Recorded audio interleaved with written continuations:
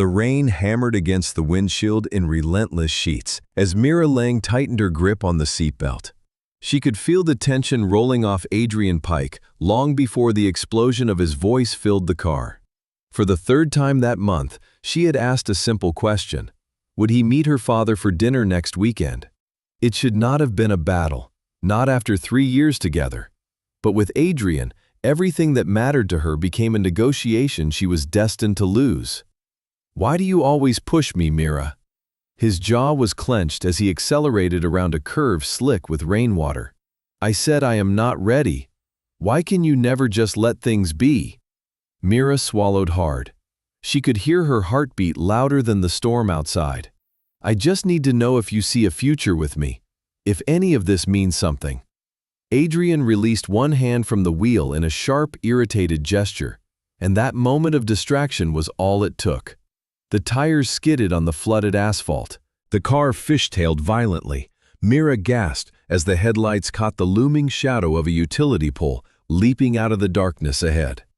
The impact was a brutal symphony of metal twisting and glass exploding. The world spun in jagged slow motion.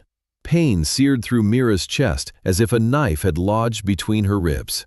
Her vision blurred, sound fractured. A distant ringing swallowed everything else. "Adrian," she whispered, or thought she whispered. Her voice was barely a breath. She tried to turn toward him, but fire shot through her left side and she cried out. Through the haze she could see him, Adrian sitting upright in the driver's seat, touching the small cut on his forehead as if it were a personal insult. His eyes flicked to her, only for a second. There was no fear, no concern, only annoyance. As if the crash had been her fault, as if she were the inconvenience. "I need help," Mira choked out. "I cannot move." But Adrian was already pushing his door open, already stepping into the rain-soaked night, already pulling out his phone. "Yeah, Mom, I'm fine. Just a stupid accident." He paced in the headlights, oblivious to the woman bleeding beside him, who had once believed he might love her. Red and blue lights sliced through the rain. Sirens grew louder until they swallowed the night. Paramedics rushed toward the wreckage. Mira felt gloved hands on her shoulders, steadying her as they assessed the damage. Possible lung perforation, multiple fractures. "We need to move now." Her breath came shallow and jagged. Every inhale felt like drowning. She searched through the chaos for Adrian. He stood several meters away, talking animatedly into his phone. He did not look up when she called his name weakly. He did not follow when the paramedics lifted her onto the stretcher.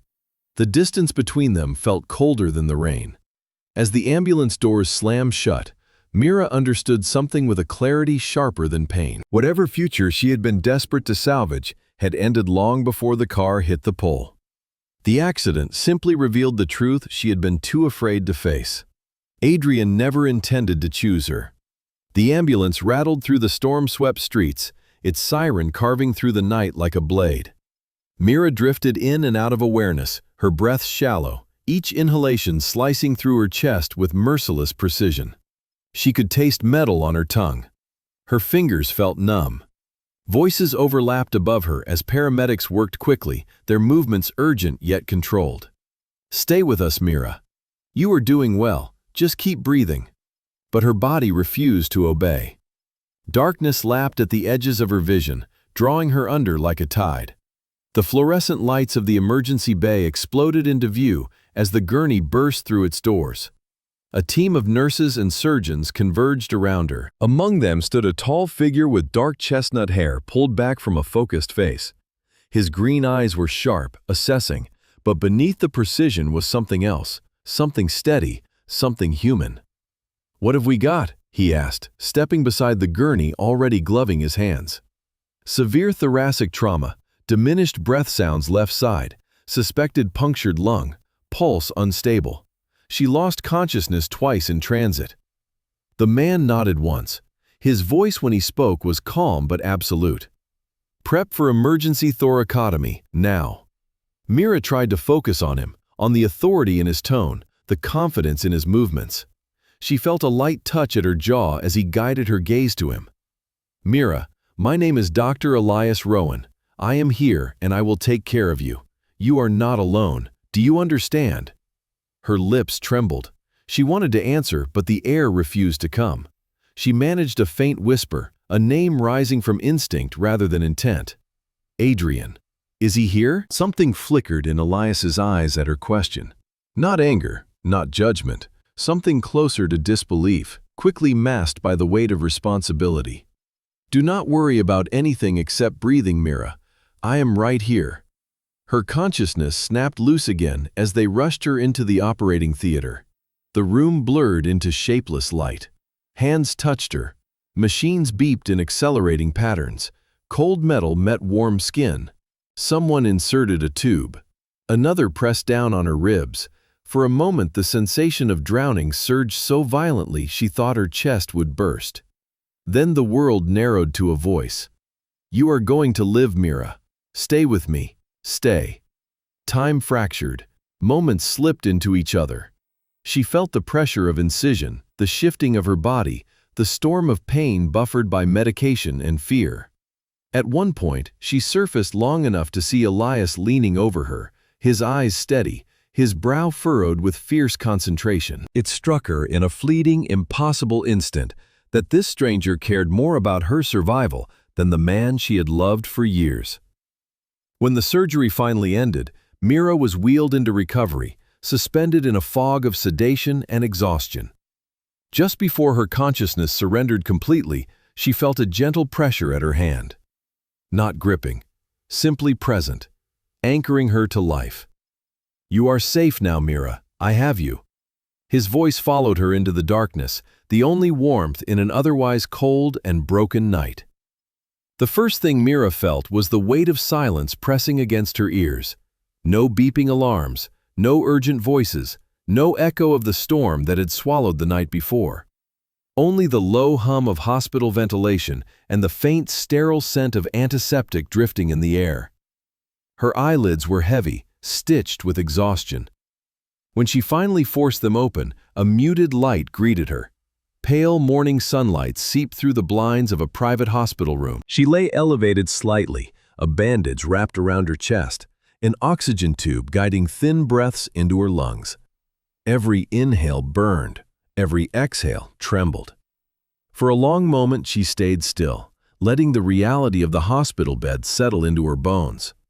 A faint memory rippled through her, a voice steady and warm, a hand wrapped around hers, a promise that she was safe.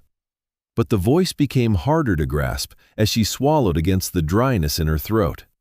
She turned her head slowly, expecting instinctively to see a familiar shape in the visitor's chair. Adrian, the man who said he loved her, the man she had almost built a life around. But the chair was empty, the windowsill bare.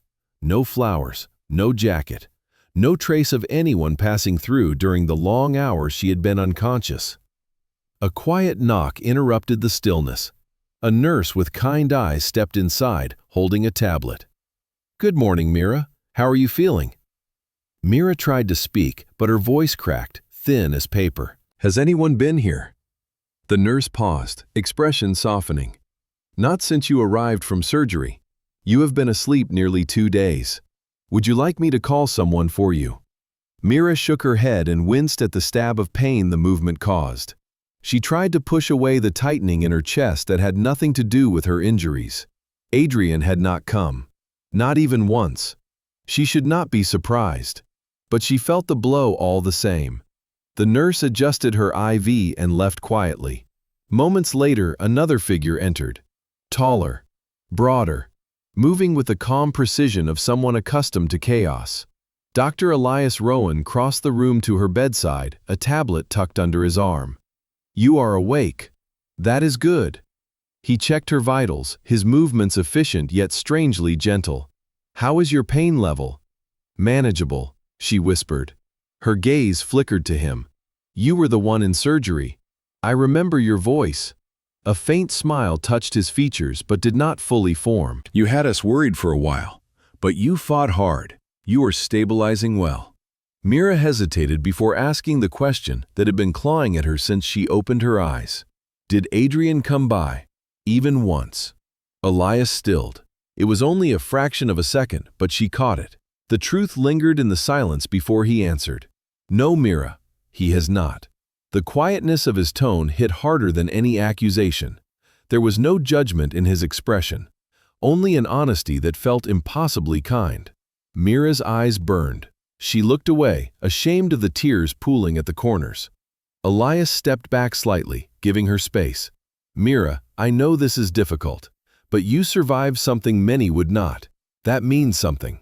You mean something." His words were steady, but beneath them she detected an emotion she could not name. Not pity, not sympathy.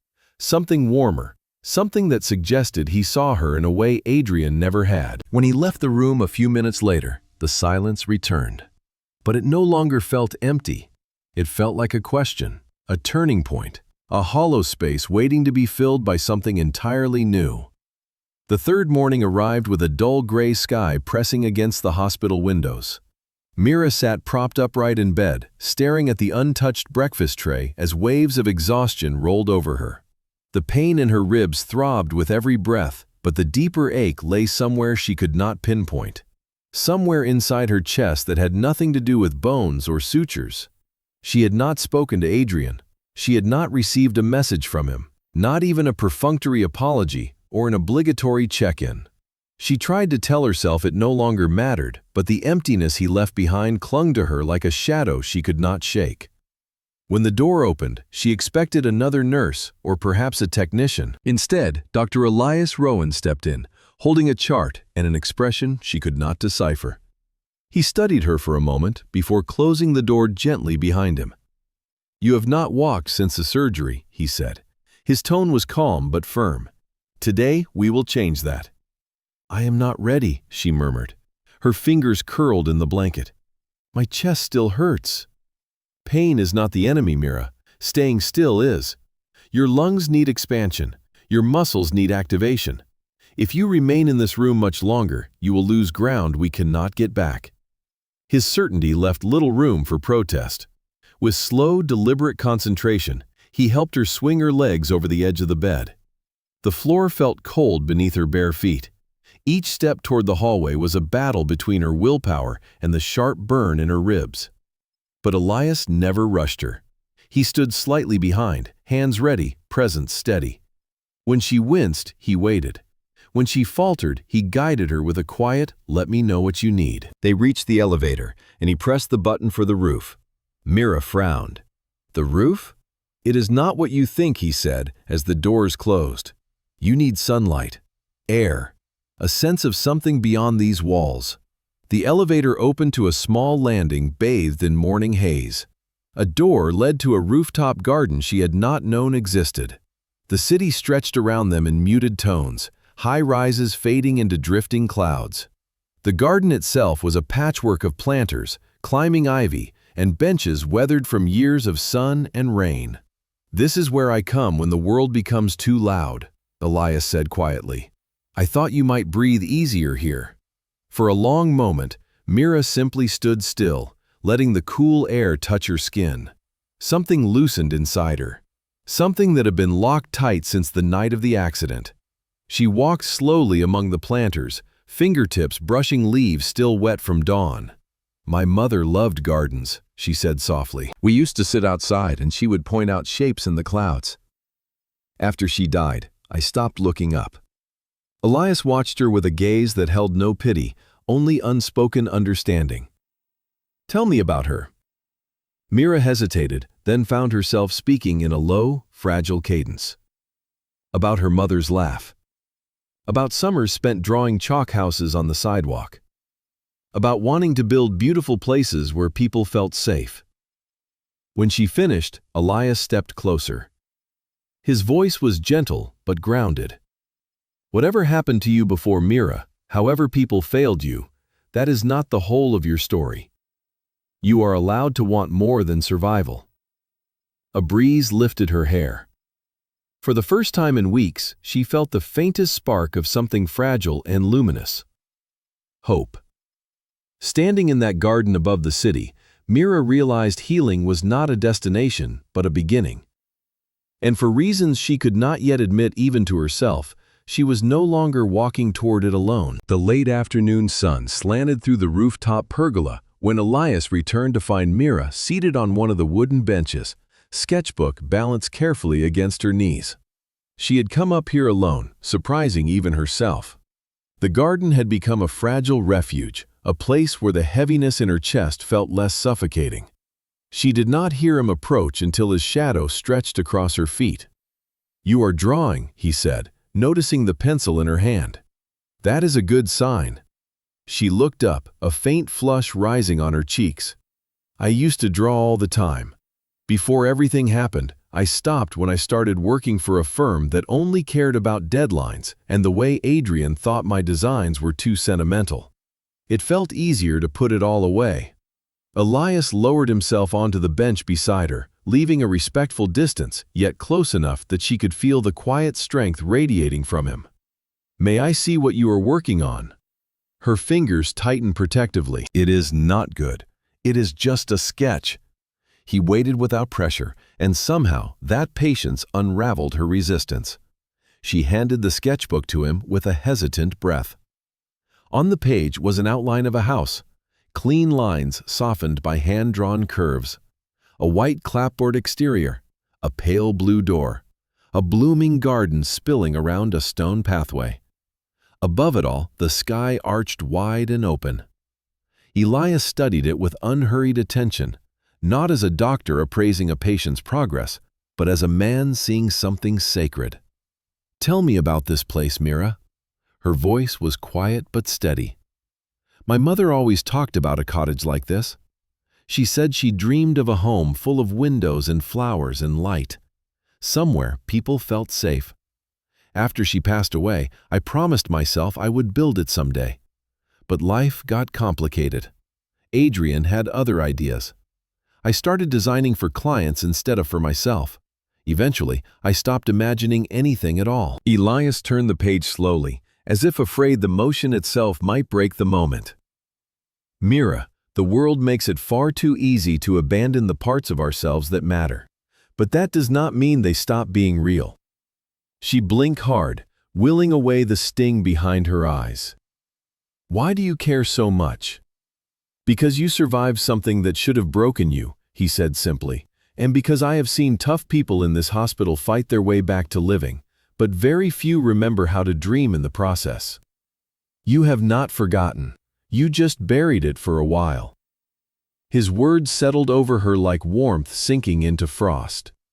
Elias reached into his coat and pulled out a thin leather-bound sketchbook. He set it gently beside hers. "This is for you. Draw the house again. Draw the garden. Draw every version of your life you thought you lost. Let your hands remember." Mira opened the sketchbook carefully. Blank pages glowed under the amber light of the setting sun. The emptiness of them felt less like a void and more like an invitation. She raised her pencil, hesitated, then began the first line. Her breathing steadied, her shoulders loosened. Elias watched but did not interrupt. The only sound was the soft whisper of graphite across paper, and somewhere far below, the hum of the city drifting upward. When she finally looked up at him, her voice was barely above a breath. "Thank you, Elias, for giving me back something I thought I had let go of forever." He held her gaze.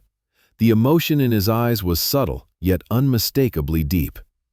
"You gave it back to yourself, Mira. I am only here to remind you what it looks like." In that quiet rooftop garden, with the last light of day painting everything gold, Mira felt something stir inside her. Not just hope, not just gratitude. Something warmer, something that made the air feel different when she breathed it in. Possibility. The morning light filtered through the thin hospital curtains as Mira sat on the edge of her bed, bracing herself for another round of physical therapy. Her ribs ached with a dull, persistent throb, but it was the weight inside her chest that felt harder to bear. The nights had been long and restless, filled with dreams where the world blurred into metal and rain and the echo of Adrian's voice fading into indifference. A soft knock sounded before the door opened. Elias entered with a quiet confidence, his white coat unbuttoned and sleeves rolled just enough to reveal strong forearms. He carried a tablet, but his eyes were focused solely on her. "Ready for today?" he asked. "No," she admitted. "But I am here." "That is enough," he said, "for now." He helped her rise, careful not to touch any place that might hurt. Even his proximity steadied her. They made their way slowly down the hallway, each step measured. By the time they reached the therapy room, Mira's breath came in shallow puffs. She clutched the railing as if it were the only thing keeping her upright. "You can do more than you think," Elias said, standing behind her, not touching, but close enough that she could sense his presence like an anchor. "Take 3 steps forward." 3 steps felt impossible. Her legs trembled. Sweat pooled at her temples. The burn in her ribs sharpened until tears pricked her eyes. "I cannot," she whispered. "Look at me, Mira." She turned her head and met his steady, unwavering gaze. "You have already survived the worst of it," he said softly. "You lived through what should have taken your breath forever. Do not let 3 steps defeat you." Something in his voice broke open a door inside her. She lifted her foot, pressed it down, took 1 step, then another. On the 3rd, her legs buckled. Elias caught her instantly, arms circling her waist as if he had known she would fall. "You did it," he murmured, his breath warm against her temple. Her chest tightened, not with pain, but with something far more disorienting. Gratitude, relief, and beneath it, a pull so strong it made the room tilt. He helped her into a nearby chair and knelt in front of her, staying at eye level. His hand hovered near hers, but did not touch. Not without permission. "You are stronger than you think, Mira Rowan," he said. She exhaled, shaky and uneven. Her name on his lips felt different, felt intimate in ways she was not prepared for. The distance between them seemed to shrink. Her hand lifted almost of its own accord, resting lightly on his shoulder. He froze, but he did not pull back. "Elias," she whispered. "I am sorry, He leaned closer, his voice barely above a breath. "You do not have to apologize for wanting connection, or comfort, or anything human." Her heart pounded. Without thinking, without planning, she leaned forward and pressed her lips to his. It was soft at first, almost uncertain. He responded with equal gentleness, a slow, warm return that sent every nerve in her body trembling awake. Then he pulled back his breath, unsteady, his forehead resting against hers. "Mira," he said quietly, "I want this, more than I should, but not like this. Not while you are still my patient. Not while you are still hurting." Her cheeks flushed with embarrassment, but he lifted her chin so she would not look away. "And make no mistake," his voice lowered, "I am not stepping back because I do not feel this. I am stepping back because you deserve more than a moment born of pain." Their breaths mingled between them, suspended in a fragile, luminous quiet. She nodded, unable to trust her voice. He stood slowly, giving her just enough space to breathe, but not enough to feel abandoned. "When you are strong again," he said, "we will talk. Until then, I will be here, every step of the way." And for the first time since the night of the accident, Mira felt something that made her chest ache in a different way. She felt wanted. 3 weeks after the accident, the hospital room that had once felt like a sanctuary now felt unbearably small. Mira folded her few belongings slowly, her hands trembling slightly as she placed the sketchbook Elias had given her into the bag. Every page of it held pieces of her healing, pieces of herself she had forgotten. But what terrified her more than leaving the hospital was the idea of walking out without him. Outside these walls, she was just Mira Rowan again, a woman recovering from trauma, unemployed, displaced, uncertain. Inside, with Elias, she felt seen. Sophie arrived with her usual blaze of energy, pushing the door open. "Ready?" she asked, trying to sound light, but her eyes softened as she took in Mira's expression. "It is going to be fine. You are free. You should be happy." Mira nodded, though happiness was far from what tightened her chest. She allowed Sophie to support her as they moved through the hall toward the lobby. Every step felt heavier than her legs could bear. The elevator doors opened with a soft chime, and Mira inhaled deeply. This was it. The end of being Elias's patient. The beginning of something terrifyingly unformed. They stepped into the lobby. Mira stopped dead in her tracks. Adrian stood there, perfectly groomed, perfectly calm, as if he had not left her bleeding and sobbing in a twisted metal cage 3 weeks earlier, as if he hadn't erased her existence the moment she became inconvenient. "Mira," he called, stepping forward with a confident smile she once mistook for charm. "I came to take you home. You must be exhausted." Sophie stiffened beside her, but Mira lifted a hand, silencing her. "What do you want, Adrian?" Her voice was controlled ice. Adrian blinked at her tone, then tried again, softer. "I know I made mistakes. I was in shock that night, but we can fix things. Let me drive you home. We can talk. I miss you." Mira almost laughed. Miss? The man had vanished for 3 weeks without so much as a text. Miss was not the word. "I am not going anywhere with you." He reached for her arm. Mira stepped back sharply. Sophie moved between them, but Mira caught her sleeve. "No, I will handle him." Adrian's expression tightened. "Mira, please, you are being emotional. I know you. You will regret this later." Before she could answer, a familiar voice cut through the tension like steel. "She already has a ride." Elias stood a few paces behind her, still in surgical scrubs, his hair mussed as if he had sprinted straight from the operating room. His expression was calm, but his eyes blazed with something unmistakable: fury and protection. Adrian turned, sizing him up. "Who are you?" "I am the surgeon who saved her life," Elias said evenly. "The one who stayed, the one who cared, the one who showed up every day while you were nowhere." Adrian's face flushed. "I do not know what you think your place is in her life." "That is not your decision to make," Elias said, before he could finish. "It is hers." Then Elias stepped closer to Mira, not touching, not pushing, just offering his presence. "If you want to leave with him, I won't stop you. But if you want something better, something real, you have another choice." He extended his hand to her. Mira stared at the 2 men before her. Adrian, 3 years of pain disguised as stability. Elias, 3 weeks of truth disguised as chaos. One represented everything she had convinced herself she deserved. The other represented everything she had been too afraid to believe she could have. The choice was nothing at all. She placed her hand in Elias's. "I am going with him." Adrian's mouth twisted. "You are making a mistake. He probably does this with every patient." Elias turned so sharply Adrian recoiled. "Finish that sentence, and you will need my maxillofacial colleague. Mira is not every patient. She is everything." Silence rippled across the lobby. Adrian stood frozen, defeated. Sophie smirked. "Good, he can leave now." Adrian did, without another word.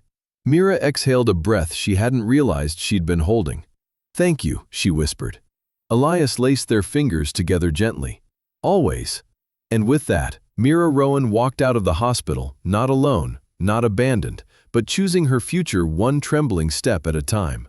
Mira had never realized how loud her own heartbeat could be until the moment she stood in Sophie's guest room, surrounded by a chaotic explosion of clothes. Dresses lay draped over chairs, stacked on the bed, pooled on the floor like abandoned possibilities. Tonight was not a hospital dinner or a quiet moment stolen between medical rounds. Tonight was a real date. Elias had called that morning, his voice warm and steady, asking if she was free for dinner, a real one, somewhere outside hospital walls. Those words alone had sent butterflies scattering wildly through her stomach. "I have nothing to wear," Mira groaned, holding up a dress only to discard it a second later. "You have 10 perfectly fine options," Sophie replied, lounging on the doorway with her arms crossed. "But you are spiraling, so none of them will satisfy you." This is classic panic. Very romantic panic, but still panic. "I want to look like myself again," Mira said quietly. "I spent 3 years wearing what Adrian preferred. Soft colors, safe designs, nothing bold, nothing loud, nothing that felt like me. Then we fix it," Sophie declared, pushing herself off the wall and diving into the pile of clothes like a general marching into battle.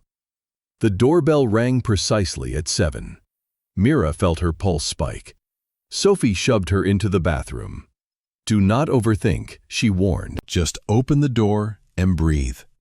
Mira smoothed her hair, inhaled once, and stepped outside. Then she opened the door.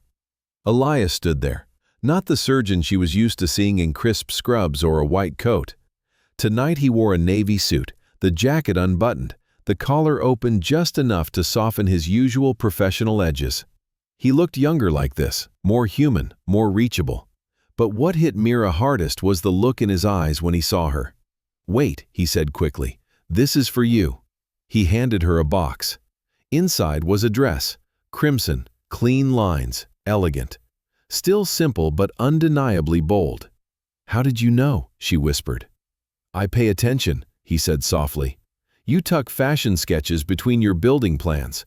You like colors that mean something. You like lines that tell stories. And I wanted you to feel like yourself tonight." Her throat tightened. She ran her fingers along the fabric, feeling her confidence returning one thread at a time. 20 minutes later, she descended the stairs, wearing the crimson dress. Elias froze. "Mira," he breathed as if the word itself was fragile. "You are the most beautiful woman I have ever seen." Heat rose to her cheeks. She had heard compliments before, but never one spoken as if it held weight, as if it mattered. He offered his arm. "Ready?" They stepped into the evening air. The city was bathed in soft gold from the sinking sun. Elias led her to a small French restaurant tucked beneath willow trees. Candlelight flickered inside, warming the windows. A violin played somewhere near the back. They were seated at a quiet corner table, the soft glow of the candles catching in his green eyes.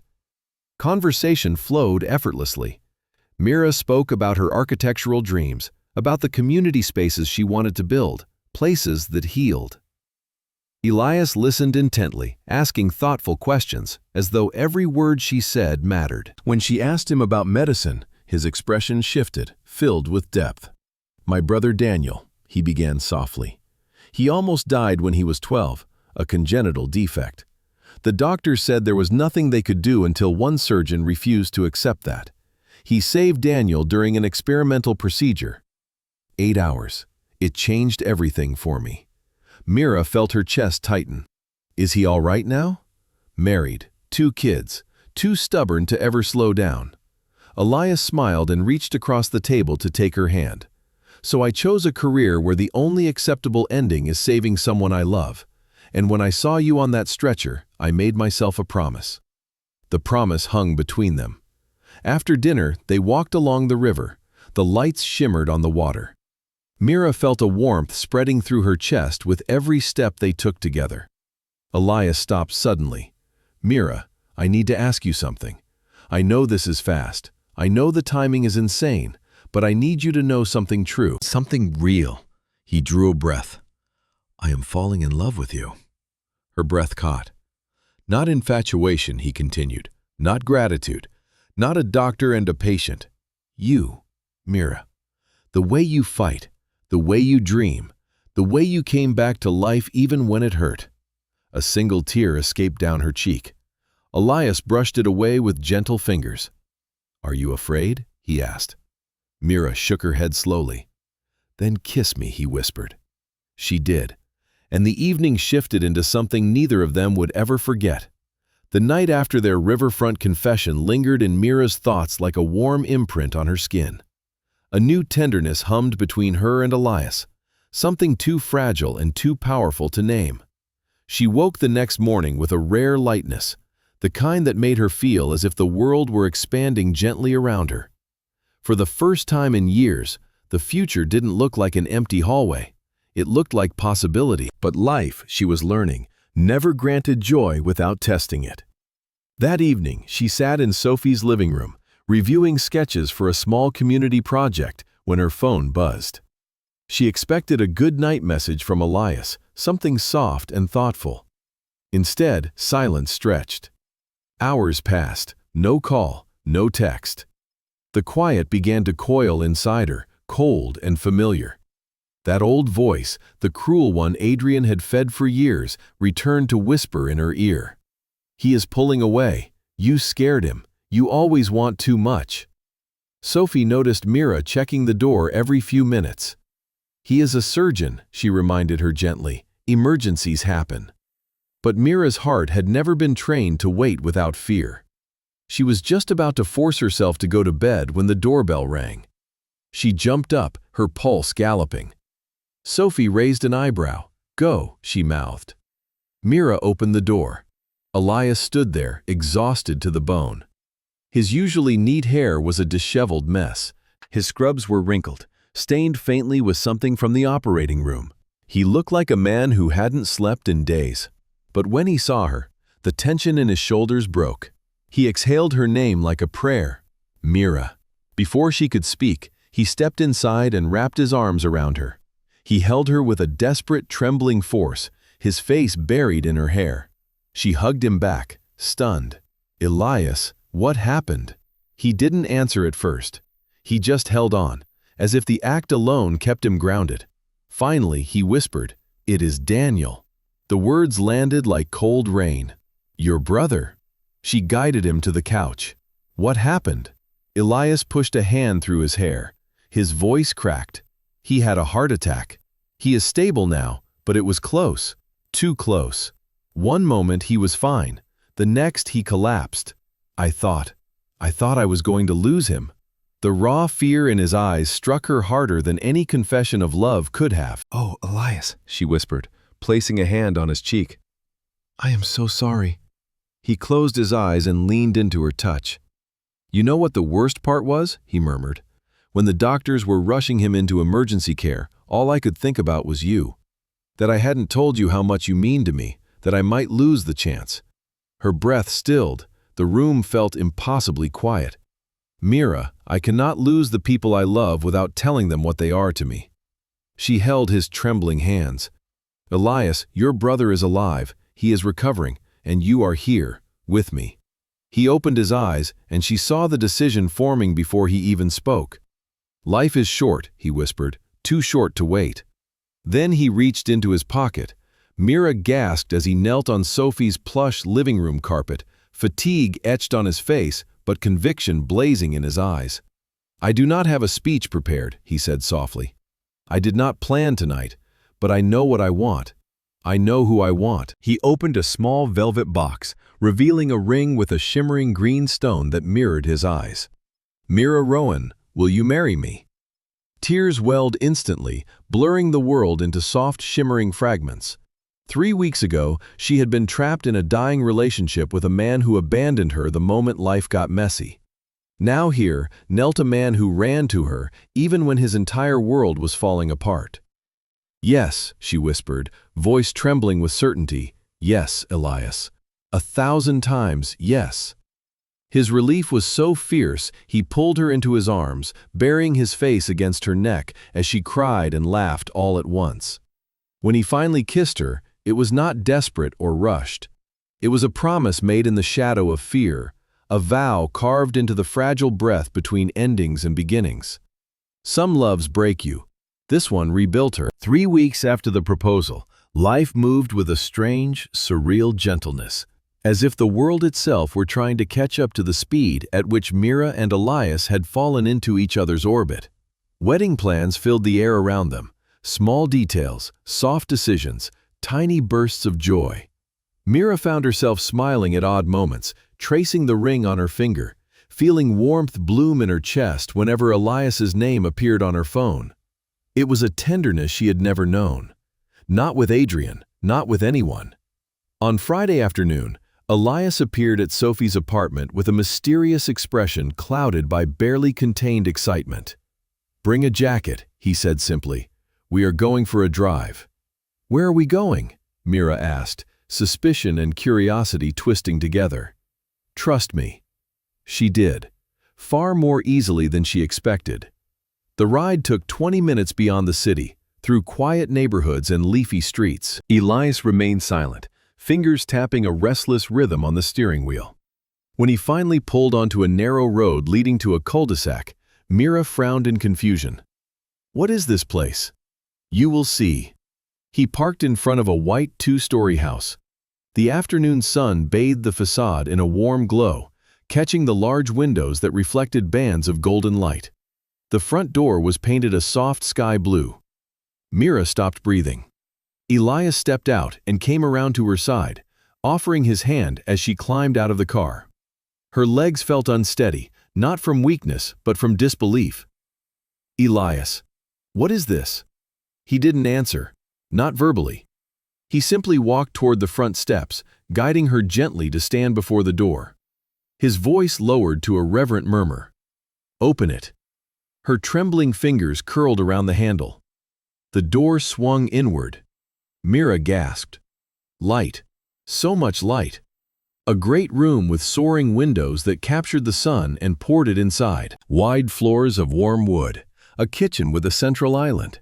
A staircase that curved softly upward. Every detail was painfully familiar. She took a step inside. "This is my house." He nodded. "Our house, if you want it to be." Her heartbeat slammed against her ribs. "But how? When? Elias, this is the sketch. My sketch. You kept it. You actually built." He stepped behind her, sliding his arms around her gently, not to hold, but to steady. "I took your drawing to an architect friend. We worked for weeks. Every detail from the notebook is here. Even the ones you thought were silly. Even the bay window. Even the kitchen tiles. And the garden." He turned her toward the back patio. The soil beyond was freshly tilled, waiting. Waiting for roses. "The rose bushes come next week," he said softly. "Red, pink, yellow, white. 15 varieties. I remembered what you said. About your mother. About wanting a garden filled with color for her." Mira covered her mouth with both hands, tears spilling freely. Elias turned her to face him fully now, brushing her cheeks with his thumbs. "You deserve a home," he whispered, "one that reflects who you are, one filled with the dreams you were too afraid to claim. I wanted you to have that. I wanted us to begin with something built from hope, not from pain." She choked out a breath. "I do not deserve this." He cupped her face firmly, his voice quiet but fierce. "You deserve this and more. You deserve to be loved without fear, to be chosen every day, to walk into a future you helped design. Mira, this is not just a house. This is the life I want with you." She threw her arms around him, burying her face in his chest as sobs shook through her. His arms wrapped around her back, holding her in a way that made the world still. When she finally looked up, her eyes were bright with something stronger than joy. "When do we move in?" she whispered. Elias laughed softly, pressing a kiss to her forehead. "Today if you want." She kissed him then, long and deep, surrounded by sunlight streaming through windows she had drawn. In that moment, standing in a home built from the architecture of her heart, Mira understood something she had never dared believe. Some people heal you. Some people rebuild you. And some people take your dreams seriously enough to make them real. Spring arrived as if the world itself had been waiting for Mira and Elias to step into a new beginning. The house he had built from her sketches was no longer just walls and beams. It was alive. The garden behind it, freshly planted months earlier, now bloomed in a riot of color. Roses of every shade opened toward the sun, their fragrances weaving through the morning air like a hymn. It was the perfect day for a wedding. Mira stood barefoot in the upstairs room that Elias had designated as her studio, but today it held only her wedding dress, a simple, elegant gown that flowed like soft water around her ankles. Sophie fastened the last clasp at the back, her eyes already glossy. "You are glowing," Sophie whispered, like somebody who finally knows where she belongs. Mira looked at her reflection. She scarcely recognized the woman staring back.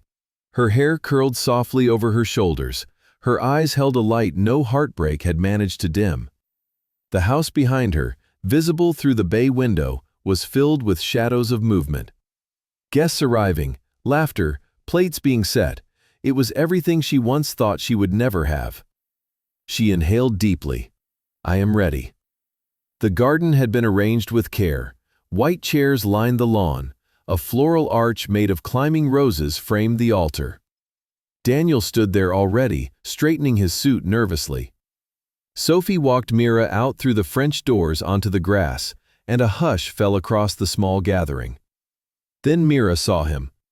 Elias stood under the arch, wearing a dark suit that made his green eyes even more vivid. His expression, when he saw her, was equal parts awe and gratitude, as if he could not believe she was walking toward him, and as if he had never wanted anything more. Her heart swelled painfully. Every step through the rose garden felt like walking through a memory. The rooftop sunlight he insisted she needed, the lasagna dinner under fairy lights, the trembling first kiss, the night he knelt in Sophie's living room and asked her to be his future. She carried all of it with her as she moved toward him, her bare feet brushing warm grass. When she reached him, he took her hands instantly, as if he had been holding his breath until the moment he touched her. "You are the most beautiful sight I have ever seen," he whispered. The ceremony began, but Mira barely heard the officiant's words. She saw only Elias, the man who had found her broken, terrified, bleeding in an ambulance.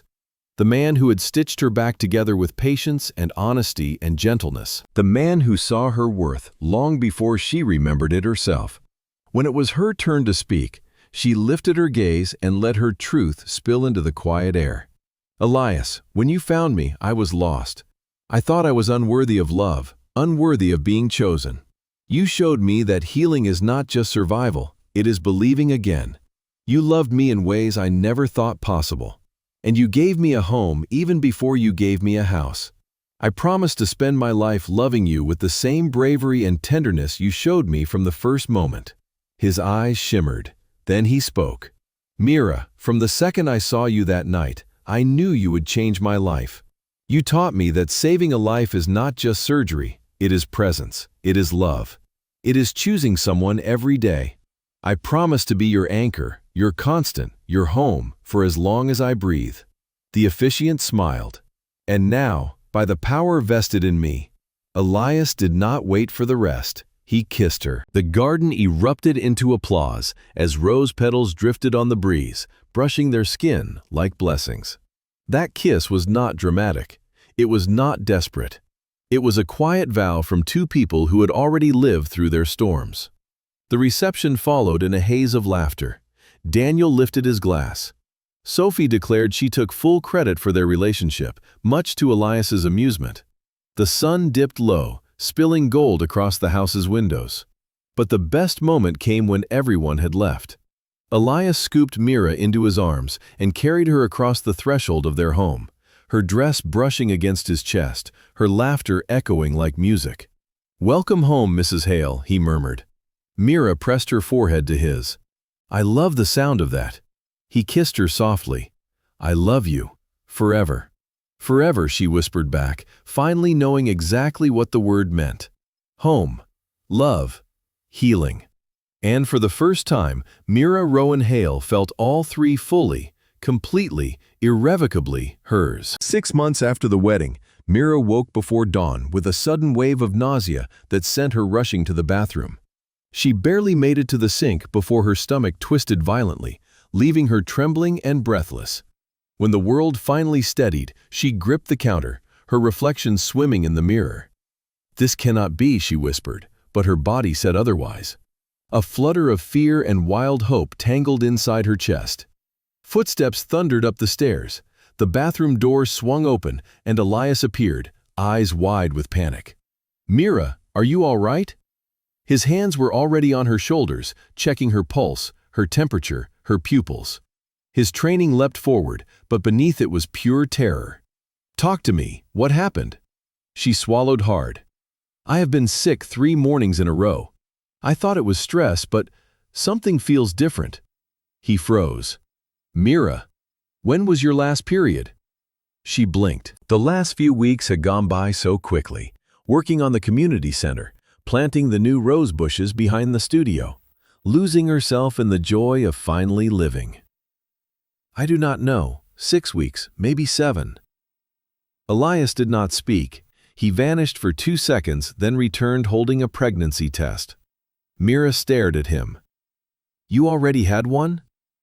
3 boxes, he admitted, cheeks flushed. "Just in case." Her laughter broke through the tension. She took the test with trembling fingers. He paced while she waited, dragging a hand through his hair so many times his curls stood on end. "Elias, you are going to wear a hole in the floor." "I cannot help it," he muttered. "If you are pregnant, Mira, we could be parents." The timer beeped. The room went silent. Mira turned the test over. 2 clear pink lines stared back at her. Her breath caught. "I am pregnant." "Elias, we are." He grabbed her, lifting her into his arms with a laugh that broke halfway into a sob. "We are having a baby, my love, we are having a baby." Their kiss was tearful, breathless, full of stunned joy. The months that followed unfolded like a film reel of precious moments. Doctor appointments where they heard the heartbeat for the first time. Elias cried harder than she did. Afternoons spent assembling baby furniture he insisted on doing himself. Nights when he sat beside her belly, speaking softly about all the things their child would learn, all the adventures she would have. In the 7th month, pain woke Mira in the dark, sharp, wrong. She gasped for Elias, terror lacing her voice. He was instantly alert, helping her up, seeing the blood, and nearly losing his breath. In 15 minutes they were at the hospital, the same hospital where their story began. Mira lay trembling on the bed while Elias held her hand, his face contorted in fear he tried desperately to hide. "Do not leave me," he whispered against her hair. "I cannot lose both of you." "Both of us," Mira choked out. "Elias, we do not know the sex yet." He pressed her hand to her belly. "The doctor told me yesterday. I asked because I needed to know she was okay. It is a girl. Our little girl." Mira wept as medication finally slowed the contractions. After 3 long days, she was cleared to go home, and Elias carried her upstairs despite her protests. "From now on," he declared, "you walk nowhere alone." 2 weeks later, at 3 in the morning, Mira felt a sudden pop. Warm fluid. "Elias," she gasped, "it is time." 12 hours of labor followed, hours of pain and sweat and tears. Elias never left her side. Whispering encouragement, he meant with every fiber of his being. "One more push," he murmured. "Just one more. You can do this." Then a cry split the air, a perfect, fierce cry. "It is a girl," the doctor announced, though Mira hardly heard anything but her husband's choked sob beside her. They placed the tiny bundle in her arms, red-faced, eyes squeezed shut. "Beautiful." "Hello, Rose," Mira whispered, shaking with emotion. "I have waited so long to meet you." Elias bent over them, touching the baby's cheek with trembling fingers. "She is perfect," he whispered. "We did this. She is perfect." Rose opened her eyes, just a sliver, just enough to find her father's face. "She knows you," Mira whispered. Elias kissed the top of Rose's head, then kissed Mira with overflowing gratitude. "Thank you," he murmured, "for her, for us, for making my life complete." Months later, Mira stood in her studio holding Rose on her hip while sketching plans for a therapeutic garden. Sunlight streamed through the windows. The roses outside bloomed in every color. Elias entered carrying 2 coffees and bent to kiss her cheek. "How is it going?" he asked. Mira smiled at their daughter's sleeping face. "I am drawing rose bushes again." He laughed softly, wrapping his arm around her. "Of course you are." Mira looked out at the garden where their story had rooted itself so deeply. She thought about the accident, about Adrian, about the heartbreak that once defined her, and she felt gratitude instead of pain, because losing the wrong person had led her to the right one, because healing had led her home, because love had led her here. "What are you thinking about?" Elias asked. "How lucky I am," she whispered. He kissed her gently. "No, my love," he said, "I am the lucky one." Their fingertips brushed the soft curls of their daughter's hair, and the world felt steady, full, and blooming. In the sun-drenched studio surrounded by roses, Mira understood that miracles sometimes begin with heartbreak, and that her forever had only just begun.